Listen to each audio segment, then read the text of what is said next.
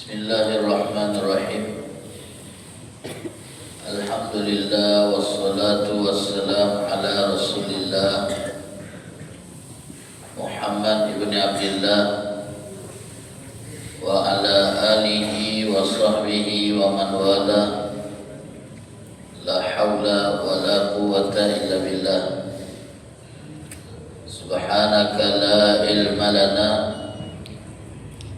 illa ma 'allamtana innaka antal alimul hakim. Rabbi shrah li sadri wa yassir li amri wahlul 'uqdatam min lisani yafqahu qawli wa saddid lisani wahdi qalbi bi jahin nabiyyi wa alihi wa sahbihi. Allahumma aghnina bil ilm wa zayyina bil hilm wa akrimna bil taqwa wa jammilna bil afiyah. Allahumma 'allimna ma yanfa'una wanfa'na bima 'allamtana wa zidna ilman wa amalan wa fiqhan bi rahmatika wa judika ya arhamar rahimin. Ma'asyiral hadirin wal hadirat yang dirahmati oleh Allah, alhamdulillah, puji dan syukur kita panjatkan kehadiran Allah atas limpahan nikmat yang Allah karuniakan kepada kita, nikmat iman dan Islam, nikmat taufik dan hidayat, nikmat sehat dan afiat, serta nikmat kesempatan, sehingga dengan nikmat ini kita bisa sama-sama berada di dalam masjid yang insya Allah diberkahi oleh Allah untuk melaksanakan sholat subuh berjamaah. Mudah-mudahan amal sholat subuh kita diterima Allah Ta'ala, amin ya rabbal alamin.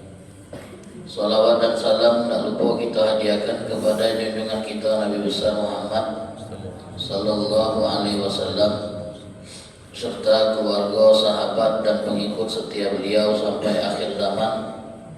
Mudah-mudahan kita semua kelak akan mendapatkan syafaat dari Rasulullah sallallahu alaihi wasallam pada hari kiamat nanti. Amin ya rabbal alamin. Hadirin wal hadirat yang dirahmati oleh Allah, para santri yang insya Allah senantiasa dijaga oleh Allah Subhanahu wa Ta'ala, melanjutkan kajian kita membaca kitab Risalah Mu'awana karya Al-Imam Abdullah bin Alawi bin Muhammad Al-Haddad rahimahullah wa nafa'ana bihi wa bi'ulumihi fid dharaini amin. Masih membahas bab tentang zikir kepada Allah Subhanahu wa Ta'ala. Dalam sebuah riwayat disebutkan bahwasanya ada seorang perempuan yang bernama Ummu Hani radhiyallahu ta'ala anha. Beliau bercerita bahwasanya suatu hari Nabi SAW pernah lewat di dekat beliau. Kemudian beliau bertanya kepada Rasulullah SAW, "Ya Rasulullah, aku ini sudah mulai menua dan tubuhku pun sudah mulai melemah. Aku lah tua dan badan ini sudah tak kuat." Kalau bahasa Palembangnya gue, tolong kau ajarkan kepada aku amalan yang bisa aku gawekan sambil duduk.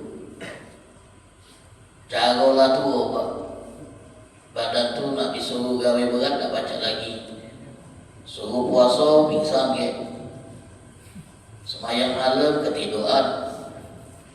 Jadi minta amalan yang baca digawekan sambil duduk.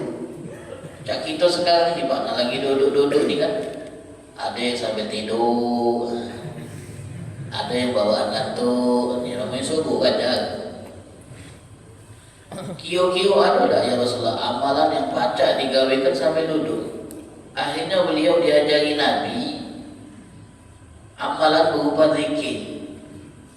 Kata Nabi, kau bertasbih 100 kali, kau bertahmid 100 kali, kau baca takbir 100 kali, kau baca tahlil 100 kali. Maka kalau itu kau lakukan, berarti kau telah melakukan amalan penduduk bumi yang paling baik. Dari sekian penduduk bumi yang ada, kau yang paling baik beramal pada hari itu. Kecuali kalau ada orang yang melakukan hal yang sama, berarti 2 ekor orang yang paling baik amalnya di bumi. 100 kali tasbih, berapa menit? Sambil kita duduk, lintir tasbih, subhanallah, subhanallah. Kalau kita bacanya dengan mode pelan, subhanallah, subhanallah, subhanallah, tidak lebih dari 5 menit. Kalau mode cepat, kurang dari 1 menit. Tapi macamnya subhan, subhan, subhan, subhan. Nah, ini kadang-kadang ada itu di masjid-masjid habis semayang tu kan, subhanallah, subhanallah, subhanallah, alhamdulillah. Nah, cepatnya banyak yang hilang kalimatnya itu. Jadi 5 menit cuma subhanallah, subhanallah. Pelan. Kemudian setelah 100 putaran tasbih itu habis, 99 tambah istiqomah, mulai baca alhamdulillah, alhamdulillah, alhamdulillah, alhamdulillah, Allahu akbar, Allahu akbar. Terakhir la ilaha illallah, la ilaha, sampai duduk. Total kalau tiap zikir 5 menit, 20 menit. Tapi apa kata Nabi? Ini amalan paling baik penduduk bumi. Sangat luar biasa. Baca digawekan sambil duduk. Hadirin yang dirahmati oleh Allah Subhanahu wa taala. Di sini Al-Imam Abdullah bin Alawil Haddad menyatakan, pada zikir itu ada dampak, ada buah, ada hasil yang akan dirasakan hanya oleh mereka yang merutinkannya. Kalau kita pengen mendapatkan pengaruh dan efek dari zikir yang kita baca, syarat pertamanya itu dibaca dengan rutin. Kalau zikir yang kita baca itu sesekali, kapan kita kepengen tidak kita jadikan rutinitas, maka dampaknya itu tidak akan terlalu kita rasakan. Maka Yohanan katakan apa? Dampak dan efek dari zikir itu hanya bisa didapatkan oleh orang yang merutinkannya. Itu pertama. Pertama syaratnya rutin. Kemudian yang kedua biwasbil adab, dan ketika dia baca zikir tersebut harus dengan etika dan adab. Kemudian yang ketiga, setelah dia bacanya dengan etika, dengan adab, itu pun harus dibarengi dengan hati yang hadir, bukan hati yang lalai. Nah, Ustaz Ana nih kalau berzikir banyak, tapi tidak masukkan ketenangan jiwa. Mana tidak? Zikir sambil nonton TV. Mana nak tenang? Zikir sambil YouTube. Mana nak tenang? Hati mesti hadir, mesti connect. Apa yang diucap di mulut itu connect di hati dan pikiran. Baru terasa iwaknya, baru terasa lemahnya. Kalau connect, tapi tetap Pak Bukong yang zikir dengan lisan dapat pahala. Kalau lisan ni kalau diangguri tak natakan pahala, tak natakan dosa. Itu dia bebas. Tak natakan pahala, tak natakan dosa. Ngomong iwo natakan dosa. Nyebut nama Allah natakan pahala. Jadi zikir dengan lisan walaupun hati tak hadir, pikiran kemana-mana tetap ada pahalanya. Jadi dampak dari zikir yang kata Allah, ala bidzikrillahi tatma'innul qulub. Ketahuilah dengan ingat Allah hati menjadi tenang, jiwa menjadi kuat, mental menjadi sehat. Itu dengan catatan zikirnya rutin, dilakukan dengan etika dan adab, dan hati yang hadir. Apa kata Imam Haddad? dampak dan efek atau hasil dari zikir yang memenuhi 3 hal tadi, rutin, dengan adab, dengan hati-hati.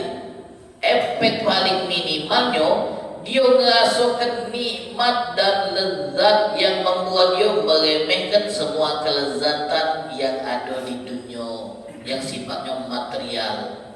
Semua nikmat dunia itu dia kesampingkan setelah dia merasakan nikmatnya zikir kepada Allah. Itu dampak paling minimal, efek paling minimal berzikir itu hasilnya merasakan nikmat yang kuat dia menyepelekan semua nikmat-nikmat yang dirasakan oleh wong yang ada di dunia ini. Dia Pak, kalau sudah zikir, diajak wong makan lemak, nolak dia. Kenapa? Karena lagi nikmati berzikir, diajak, ayo kita makan dulu yuk. Tak galak dia. Karena bagi dia lebih lemaklah berzikir daripada makan. Ini wong yang sudah ngasuhkan nikmatnya berzikir. Kalau kita baru berzikir aja makan laju, nambah pula. Ya beda, belum jadi. Nikmatnya itu belum dapat. Caranya mana terus sampai dapat agak nikmat tersebut. Ada ulama, dia berzikir dari habis subuh sampai menjelang tengah hari. Menjelang jam 12 duduk di masjid dari habis subuh sampai menjelang tengah hari. Setelah selesai dia ngomong, ini sarapan aku. Aku kalau tak sarapan ini lemes. Sarapannya zikir. Itu bubur ayam. Bubur kacang hijau lah di sini. Kena juga nasi uduk. Kalau tak sarapan itu balik rumah lemes gitu, ngapa dia goyang-goyang nih malah, belum sarapan. Begawi tak sarapan Pak, ngajar tak sarapan pagi-pagi, begawi lupa sarapan, lemes. Ada wong yang sarapannya itu zikir, tahan pula duduk tu. Ini wong yang lang nikmati Pak. Ada budak main game itu dari melek atau sampai macam. Habis pakai dicas sambil main. Dah hirau lagi dengan keadaan sekitar. Bapak ibunya manggil, dia peka.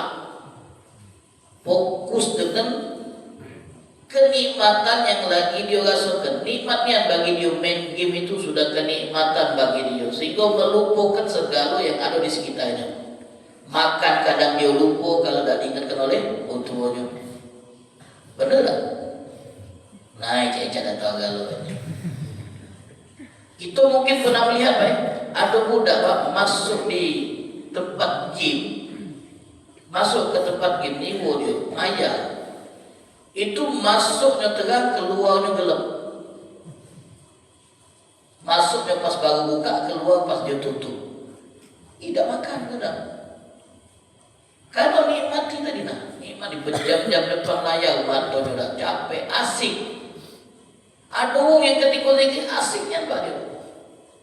Sehingga dia tidak menghiraukan lagi kondisi sekitar, menikmati zikir kepada Allah. Dan ini tidak instan. Tak didapat cuma dalam waktu seminggu, sebulan, bahkan tidak setahun. Puluhan tahun baru bisa nikmati zikir kepada Allah Ta'ala. Rutin dengan adab. Itu paling minimalnya nikmat zikir Pak. Lezatnya zikir paling minimalnya aku membuat kita menyepelekan semua nikmat-nikmat material. Itu nikmatnya zikir. Puncaknya Pak, puncaknya. Nah, ini yang agak berat ini puncaknya ini.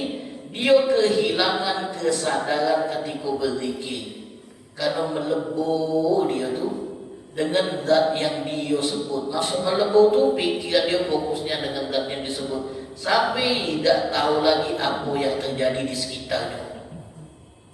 Kalau bahasa itu panah, tidak tahu lagi apa yang terjadi. Karena fokusnya dengan zikir. Sadar-sadar dia sudah duduk berjam-jam ingat Allah. Pernah disebutkan hadirin wal hadirat wa thalaba yang dirahmati oleh Allah, Al-Imam Abu Hanifah rahimahullah, pendiri mazhab Hanafi, masuk ke masjid untuk sholat isya. Imamnya, ini imam mazhab, tapi yang jadi imam bukan beliau. Imam rotib, imam yang tetap di masjid itu, beliau makmum. Ketika itu imam rotib di masjid tersebut baca surah Al-Zalzalah, surah yang biasa kita semua hafal, surah Al-Zalzalah. Iza zulzilatil ardu zilzalaha. Dan bagi wong yang sudah ngasukan nikmatnya firman Allah itu lain rasanya daripada wong yang tidak ngasukan. Jadi beliau saat dengar firman itu dibacakan imam, selesai sholat beliau duduk. Beliau duduk, ngulangi ayat yang dibaca oleh imam. Ngulangi. Idza zulzilatil ardu. Marbot yang ngurus masjid itu nak matikan pencahayaan di masjid. Masih pakai lampu minyak. Jadi marbotnya jika masih ada sikok wong duduk berzikir sepertinya. Dia nak matikan lampu dengan naik sumbunya supaya lampu itu padam pencahayaannya. Kesian masih ada orang duduk berzikir. Dibiarkannya dengan anggapan akhir dia pas nak itu dia yang matikan. Lagunya Imam Abu Hanifah tidak diganggu, tidak lemah. Kenapa dia tahu dia zikir? Mulutnya komat kami. Kalau dia tidur ini bangunkan komat kami mulutnya. Selesai, masyaallah hadirin, ternyata wong ini mabuk ini balik lagi ke masjid. Balik lagi. Dan saat itu minyak di lampu tersebut sudah nak habis. Jadi harus diganti. Dia baca dipakai untuk sholat subuh. Pas dia ngambil tempat lampu itu dan nyingkirinnya dari tempatnya buat diisi lagi minyak, Imam Abu Hanifah baru sadar. Dan beliau ngomong sama yang jaga masjid, nak tutup masjidnya. Katanya jaga masjid, tutup apa? Baru buka ini. Ternyata itu menjelang subuh. Marbot ini masuk lagi ke masjid. Imam Abu Hanifah dah beranjak dari tempatnya sejak saat ditinggalkan. Tak ingat apa-apa lagi. Nah ini yang sudah ngasuhkan lemahnya berzikir. Kita kadang-kadang kalau diajak zikir, baru setengah jam, goyang terus ini duduk ni. 13 kali pindah posisi kaki. Pinggang ni ketak-ketak sudah. Alah kelamonyo, kelagu loh. Ajak tahlilan pak, pergi tahlil kadang-kadang. Yang maco yasin lamu dulu ya itu. Nah lantak dia itu lamu ini kelang. Amang itu yang maco. Kalau kita ngasuh pengen cepat pak, zikir itu kalau baca cepat. La ilaha illallah, la ilaha. Itu kan kita nak 25 masih terus jangan nak 50 dah. La ilaha. Nah 50 masih juga jadi gitu. Nah berapa puluh dia ni? Biasa tahlil 50 paling banyak. Ini 51 itu kan itu masih la ilaha. Ai lemahan cak dia ni. Terus ya la ilaha. Hancur kelemahan. Itu ini kebanyakan begitu. Dingin pula gorengan tu ya jadi. Nah macam-macam lah sekarang. Tak tahan kita pak. Kalau jauh tu baik kita ini kalau diajak zikir becak iwak yang dikeluarkan dari air lepok-lepok. Pengen cepat masuk air lagi. Becak bau juga sakar, pengen bebas. Tak tenang, diajak zikir malah tak tenang. Memang awalnya itu. Aku nak dipaksa, nak didudukkan. Sama seperti orang makan obat pahit. Tapi kalau nak dipaksa tak baik, sakit tu. Ada kami punya kenalan Bapak Ibu. Dia kalau minum kambing berok, tahu kambing berok? Minum kambing berok, becak minum jus jeruk. Sekali teguk. Wih, itu nyium baunya bemual. Cicip lemak aja dia. Pas marah hidung, langsung kita pinggirkan. Bau tu tak tahan itu. Apa lagi rasanya? Dia negoknya itu cak negok jus. Kenapa pacak itu? Karena lah terbiasa. Ninju ibu ini dari kecil. Awalnya memang tak lemak. Tapi karena lah terbiasa, jadi biasa. Dia minum, dia minum jus. Kita yang belum terbiasa, tidak baca. Nama itulah. Awalnya memang dengan susah payah, dengan dipaksa lama-lama Nah ini ma'asyiral hadirin. Ternyata Imam Abu Hanifah lah duduk dari setelah Isya sampai menjelang subuh. Beliau pesan pula dengan marbot tadi. Jangan kau ceritakan siapa-siapa ya, apa yang aku alami ini kecuali setelah aku mati. Dia pengen nutupi dirinya. Istri Nabi, nah ini lanang begitu lanang wajar Ustaz. Yang betina ni dah baca Ustaz, aduh betina yang kayak itu. Istri Nabi. Sekarang, anak lupa namanya Juwairiyah atau Maimunah. Seperti itulah. Antara Juwairiyah dengan Maimunah. Istri Nabi ditinggal Nabi untuk sholat ke masjid dalam keadaan duduk di mihrab di rumah, di masjid di rumah, tempat sholat khusus di rumah. Dan waktu Nabi meninggalkan beliau untuk ke masjid sholat subuh, beliau sudah ada di mihrab lagi zikir. Nabi setelah sholat subuh bercengkrama dengan sahabat, balik-balik waktu duha jam 8 jam 9. Ternyata istri beliau masih ada di tempat berzikir. Nabi SAW bertanya kepada beliau, kau masih di tempat ini sejak aku tinggalkan tadi? Iya ya Rasulullah. Belum berikut, belum bergerak dari tempat berzikir. Ada nak 3 jam 4 jam? Siapa di antara kita yang sanggup duduk berzikir sejam? Kalau tidak gelisah gitu.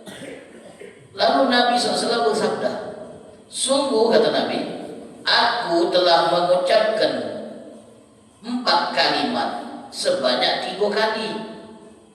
Kalau ditimbang kalimat yang aku baca dengan semua zikir yang kau baca, maka kalimat yang aku baca akan lebih unggul di timbangan amal daripada yang kau baca. Maimunah zikirnya 3 jam, Nabi zikirnya cuma 3 kali 4 kalimat. Tapi kalau ditimbang di timbangan mizan, zikir Nabi lebih berat. Makanya zikir itu ada yang singkat tapi berat di timbangan.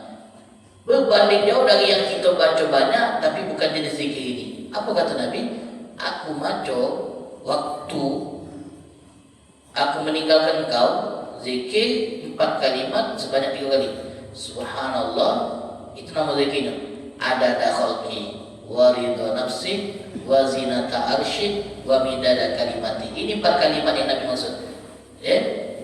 Subhanallah, adada khalqi wa ridha nafsi wa zinata arsy wa midada kalimati. Aku baca 3 kali. Subhanallah bihamdi adada khalqi wa ridha nafsi wa zinata arsy wa midada kalimati. Kata Nabi, zikir yang ku baca 3 kali ini yang terdiri dari 4 kalimat, kalau ditimbang dengan zikir yang kau baca 3 jam, beratlah dia. Beratlah dia, kata Nabi SAW. Silakan bu, amalkan bu. Bacanya ringan tapi berat di timbangan amal. Subhanallah wa bihamdi adada khalqi wa ridha nafsi wa zinata arsy wa midada kalimati.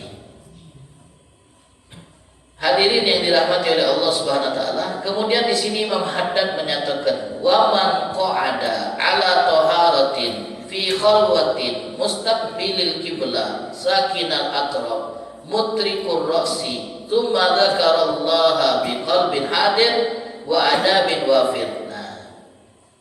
Nah teknisnya bu, teknis supaya kita bisa mendapatkan dampak dan efek dari zikir yang kita baca. Ini teknis yang beliau ajarkan. Siapa yang duduk, zikir itu tak kati aturan bu. Mau tegak, mau duduk, mau sambil ngulik boleh. Tapi di sini paling sempurnanya keadaan seorang ketika zikir seperti yang Imam Haddad sebutkan. Barang siapa yang berzikir, barang siapa yang duduk dalam keadaan suci dan punya wudu. Jadi dia berzikir itu ambil wudu dulu Pak. Walaupun tak syarat zikir itu harus ambil wudu. Zikir boleh tanpa wudu. Bahkan wong yang haid boleh zikir. Perempuan yang lagi haid boleh berzikir. Malah lebih dianjurkan dia. Kalau dia tak boleh solat, tak boleh baca Quran, tapi zikir boleh. Banyak-banyaklah berzikir. Barang siapa yang duduk dalam keadaan suci di tempat yang sunyi. Nah kalau baca zikir itu di tempat yang sunyi, di suasana yang sepi. Karena itu lebih cepat nyambungkan hati. Mustaqbilal kiblat, ngadep kiblat. Sakinul atraf, tubuhnya tenang. Jadi paling abdolnya zikir itu tidak dengan gerakan tubuh. Walaupun kata ulama gerakan tubuh itu tidak dilarang kalau berzikir. Ada kan orang zikir malah goyang. La ilaha illallah. Tak apa-apa. Tidak dilarang. Kadang-kadang itu bukan dibuat-buat. Spontan. Afwiyun, kalau jauh sekarang afwiyun. Artinya natural, goyang dewe. Keliwah parahnya masih nak goyang pula. Nah, gitu. Lah dicekeli, tak baca lah jadi bala tu goyang. Bawaan kalau sudah menyebut la ilah, oh badan. Kadang ada bala be goyang la ilah. Ada badan. Oh, gitu ni goyangnya ni. Tak apa-apa. Tidak dilarang, tapi yang paling abdul itu badan mantap pak. Sakinal atraf, tubuh kita mantap.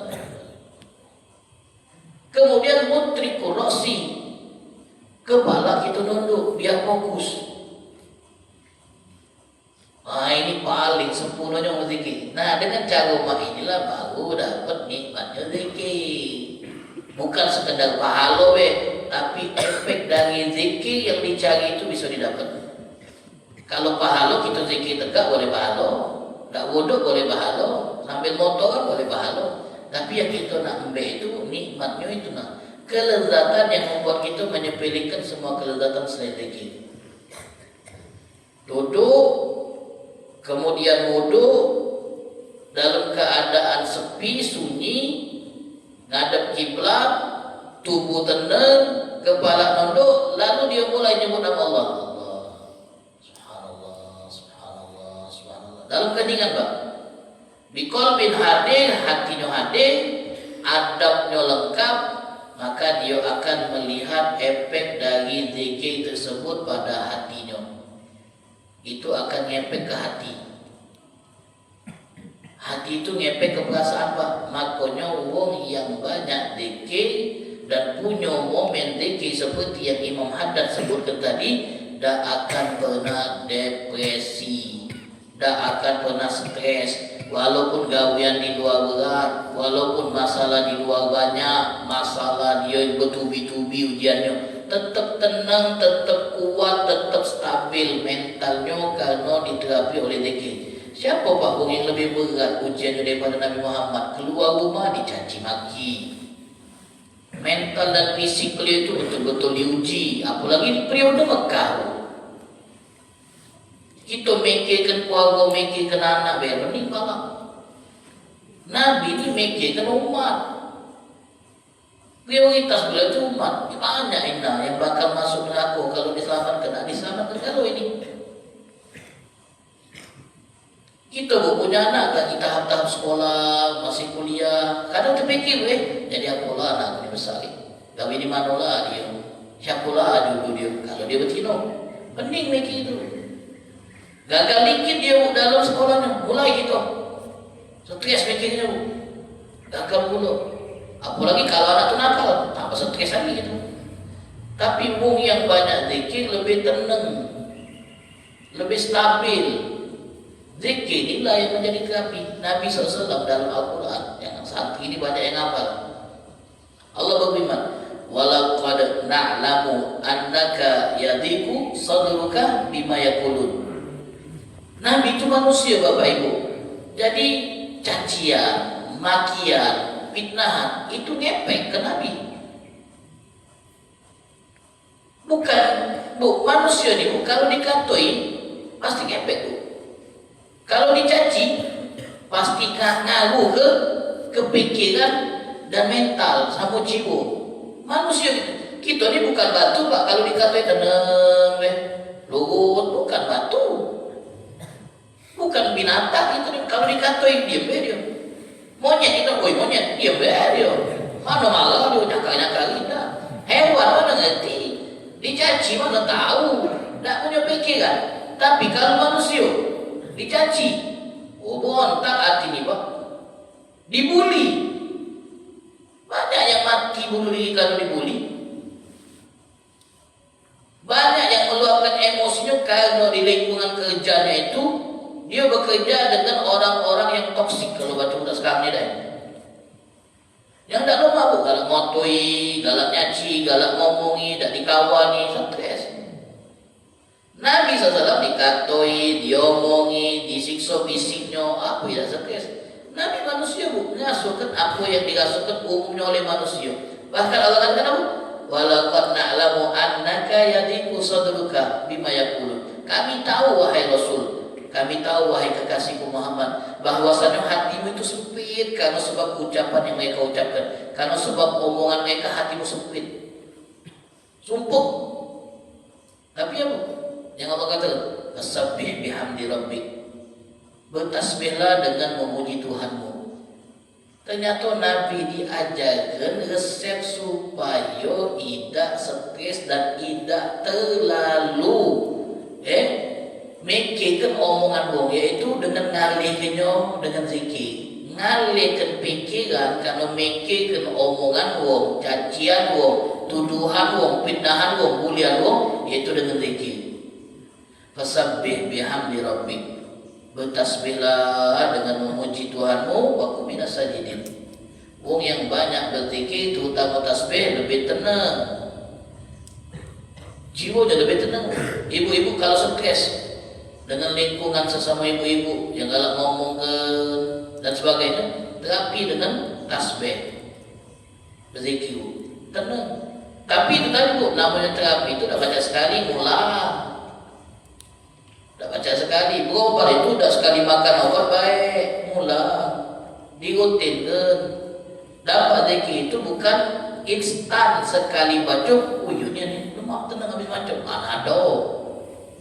Nak diulang baru kita bisa merasakan nikmat. Jadi luar biasa kok dampak dari zikir ini. Bahkan yang tadi kami sebutkan, wong yang rutin berzikir itu akan mendapatkan kekuatan. Bukan kekuatan batin dulu. Memang asalnya kekuatan batin yang dapat, ruhnya kuat. Karena makanan ruh itu zikir. Makanan ruh itu zikir. Kita punya tubuh. Dalam tubuh kita ini ada dua unsur, ruh dan jasad. Jasad ini makanannya, suplainya itu dia. Apa yang kita makan? Nasi, roti. Nah ini gizi untuk tubuh kita. Dengan makan makanan ini tubuh kita jadi kuat. Kalau tidak makan tubuh kita lemas, gue. Tidak makan kita sehari, 2 hari, 3 hari kepo. Atau kalau tubuh ini butuh asupan untuk bisa bertahan dan menjadi kuat. Ruh kita juga itu, makanan ruh itu zikir. Bayangkan ada orang yang tidak berzikir 3 hari, seminggu, sebulan, mati ruhnya, tewas. Apa? Tak diinjuk asupan gizi yaitu zikir. Nah kadang Pak, memang kita ini dominasi kita waktu hidup adalah kekuatan fisik jasmani kita. Tapi ada orang yang kalau ruhnya kenyang dengan zikir itu ngembet ngaruh ke badan. Badannya pun jadi fit, badannya jadi kuat, badannya tak mudah sakit. Kenapa? Ruhnya sehat, mentalnya sehat. Karena banyak penyakit itu dari pikiran. Penyakit itu banyaknya dari pikiran bu. Kadang dari yang kita makan, tapi pikiran itu yang menjadi pengaruh utama berbagai macam penyakit timbul. Stres itu pemicu penyakit. Stres itu dari banyak yang kita pikirkan, sehingga kita tidak mampu untuk memikirkannya, tapi tetap kita pikirkan, jadinya stres. Nah terapinya zikir, dengan banyak berzikir kepada Allah. Siti Fatimah, putri Nabi SAW, pernah ngeluh capek, yang namanya manusia capek. Fatimah bu ini bu, tahu ibu Fatimah bu? Putri Nabi, kesayangan Nabi, buah hati Nabi SAW, yang tiap hari itu ngurus rumah tangga. Perempuan sekali ini kadang-kadang tak galak ngurus rumah tangga, capek, memang capek ngurus rumah tangga tuh. Itu yang laki-laki juga Pak Agus paham bahwasanya ngurus rumah tangga itu capek. Apalagi kalau perempuan tuh handle-nya dewek kalau kamu-kamunya kalau sudah kawin misalnya, jangan cepat-cepat tapi nyuci lah dia, nyemur dia, nikah dia, ngelepit dia, nyuci piring, nyapu, ngepel, ngurus anak, capek memang. Kalau Kalau dipikirkan capek itu buat dia stres. Stres dia baca. Jadi Siti Fatimah ngasuhin itu, ngurus Hasan, Husain dan anak yang lain, Pak. Belum lagi nyiapkan makan dulu, Bu. Kalau nak mandi diimba dulu air. Aku nak sahur, nak masak itu giling dulu biji gandum supaya jadi tepung. Mesin gilingan itu masih manual, batu besar itu tangan tuh kapalan tuh. Sakit tangan ini gak pegawai. Kapalan. Berenang kamu capek. Sama suaminya Ali bin Abi Thalib. Dia dengar oleh Ali. Ya tapi mana? Keluarga mereka ini bukan keluarga berado. Kata Sayyidina Ali, kalau aku berado, aku carikan pembantu. Jadi kalau kita orang yang punya kelebihan harta, maka kita dianjurkan pembantu untuk meringankan kerjaan istri di rumah. Dianjurkan. Boleh istri minta haknya. Kak capek kak masak, mesti rumah. Baca dah kita ni rumah tu. Kalau duit lebih, harus. Karena memang bukan gawean dia. Pengen Siti Fatimah tadi ada yang menghandle gawe-gawe berat di rumah tu. Kata saya Nabi, mana itu ni dapat duit. Budak nak katik dulu. Budak saya maksudnya. Nah aku dengar ayahmu Nabi Muhammad, mertuaku, dapat tawanan berat. Cuba kau datang ke rumah, minta isi kau buat membantu pekerjaan rumah aku, nak meringankan beban kan. Datang Fatimah tadi nurut. Pas datang ke rumah Nabi, tak berjauhan rumah tetangguan, Pak. Ternyata Nabi tak katik di rumah, lagi di luar. Yang ada Aisyah istri Nabi. Aisyah yang tengok Fatimah datang bertanya, ada keperluan apa? Sampaikan ke Nabi bahwa aku datang dan inginkan budak yang ditawan untuk dijadikan pembantu di rumah. Sudah disampaikanlah oleh Aisyah saat Nabi balik dan mendengar kedatangan Fatimah. Nabi SAW langsung keluar lagi dari rumah Aisyah, mendatangi rumah Fatimah dan Ali yang tak berjauhan. Pas Nabi masuk ke rumah Fatimah dan Ali, beliau berdua ini lagi istirahat, Pak, berbaring di kasur sudah istirahat. Saat Nabi diizinkan masuk dan mereka ingin berdiri, namun Nabi kata Nabi tetap di tempat, tetap berbaringlah, molinglah, tidak usah tegak. Dan Nabi SAW ngomong sama Fatimah, Fatimah kata Nabi SAW, galak dah kau, aku arahkan kepada sesuatu yang lebih baik daripada pembantu yang kau minta. Capek bergawe, letih ngurus rumah. Iyo, galak dah aku unjuk sesuatu yang lebih baik daripada pembantu. Kata Fatimah dengan Ali, iyo, apa ya Rasulullah? Kata Rasulullah, kau baca tasbih sebelum tidur 33 kali. Baca Alhamdulillah 33 kali. Baca Allahu Akbar 33 kali. Baca Allah Akbar 34 kali. Genap 100. Tasbih 33, Alhamdulillah 33, takbir 34, pas 100. Itu lebih baik buat kau daripada pembantu. Baik. Minta pembantu buat mengingatkan fisik yang letih bergawe, tidur zikir. Apa hubungannya? Ternyata zikir itu bisa mengurangi beban mental. Jadi kalau kita lah sibuk dengan zikir, tidak terbeban lagi mental kita, memikirkan capeknya dan letihnya hidup dan bergawe. Itu dari Nabi. Oh ternyata zikir itu punya dampak untuk menambahkan kekuatan fisik kita, Pak. Jadi tak mudah capek, tak mudah letih. Itu yang diajarkan Nabi kepada Fatimah. Ibu-ibu yang capek, mungkin ngurus anak, ngurus rumah. Bapak-bapak yang capek kerja di luar hampir tiap hari. Mungkin banyak pensiunan sekarang ini sudah baik, dah pegawai lagi. Yang masih pegawai capek, banyak-banyak berzikir. Terutama zikir yang Nabi ajarkan, sati-sati yang capek belajar, pikiran, kemarah, belum, misalnya baik. Banyak-banyak berzikir, tapi kamu lah banyak berzikir tiap hari nyekel Quran. Ya? Tiap hari nyekel Quran, itu terapinya. InsyaAllah Allah Ta'ala makmurkan waktu kita dengan zikir, insyaAllah. Mudah-mudahan lisan kita juga Allah Ta'ala mudahkan untuk berzikir.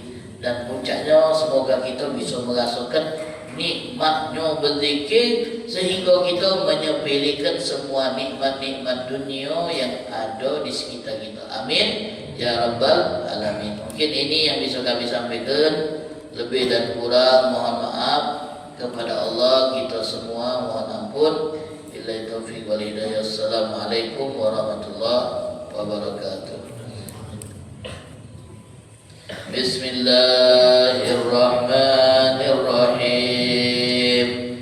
Ya Rabbana tarabna bi annana qatarabna wa annana asrafna ala ridha ashrafna fatub علينا توبة كمسلم لكل حوبة واستر لنا العورات وآيل الروعات واغفر ربي ومولودينا والآل والإخوان وسائر الخلان وكل ذي محبة أو جيرة أو صحبة والمسلمين أجمع آمين ربي اسمع